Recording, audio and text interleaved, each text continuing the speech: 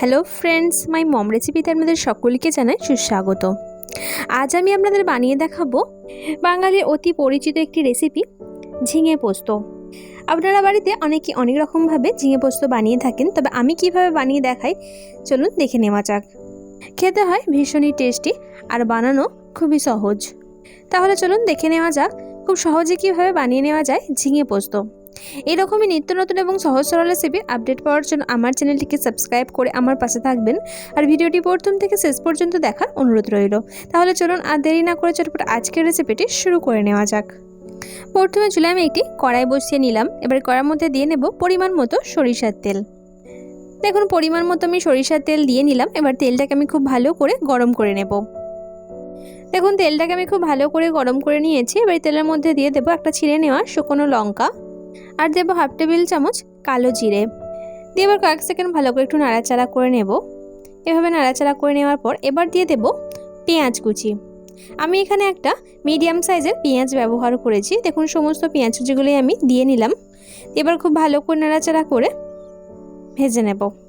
এবার দিয়ে দেব ঝিঙে। আমি এখানে দুটো বড় সাইজের ঝিঙে ব্যবহার করেছি আর ঝিঙেগুলোকে এইভাবে ছোট ছোট করে টুকরো করে নিয়েছি। ঝিঙেটা দিয়ে নেওয়ার পর এবার খুব ভালো করে নাড়াচাড়া করে ভেজে নেব। এবার দেব স্বাদ অনুসারে লবণ। লবণটা দিয়ে নেওয়ার পর এবার খুব ভালো করে নাড়াচাড়া করে কিছুক্ষণ কষিয়ে নেব।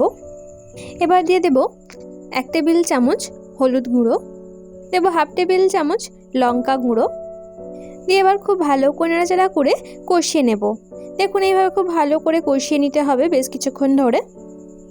দিয়ে দেব সামান্য পরিমাণে কাশ্মীরি লঙ্কা গুঁড়ো আর দেব একদম অল্প পরিমাণে জিরে গুঁড়ো দিয়ে বেশ কিছুক্ষণ ধরে ভালো করে কষিয়ে নেব।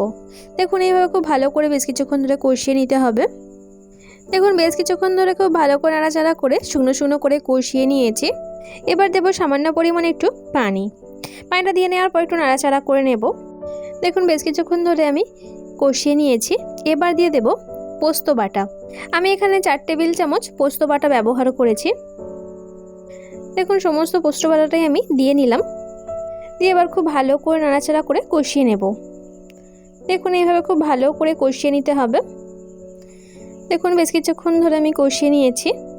এবার পোস্ত লেগে থাকা পাত্রে সামান্য পরিমাণে একটু পানি দিয়ে খুব ভালো করে পোস্তটা ধুয়ে দিয়ে দিলাম। দিয়ে আবার খুব ভালো করে একটু নাড়াচাড়া করে নেব। দেখুন এইভাবে ভালো করে নাড়াচাড়া করে নিতে হবে। এবার দিয়ে দেব চিড়ে নেওয়া কাঁচা লঙ্কা। আমি এখানে 3টে চিড়ে নেওয়া কাঁচা লঙ্কা ব্যবহার করেছি। কাঁচা লঙ্কাটা দেওয়ার পর একটু নাড়াচাড়া করে নিলাম। এইভাবে নাড়াচাড়া করে নেওয়ার পর এবার আমি ঢাকা দিয়ে একদম লো ফ্লেমে 5-6 মিনিট মতো রান্না করে নেব। 6 মিনিট পর ফেরত এলাম। দেখুন ঝিঙে পোস্ত বানানো একদম কমপ্লিট হয়ে গিয়েছে। এবার আমি গ্যাসের ফ্লেমটা অফ করে দেব আর গরম গরম পরিবেশন করে নেব।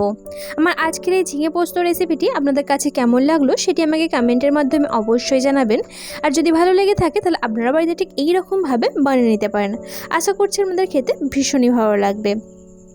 আজকের মতো তবে আমি আপনাদের কাছ থেকে বিদায় নিলাম। কাল আবার দেখা হচ্ছে নতুন কোনো এক রেসিপির সঙ্গে।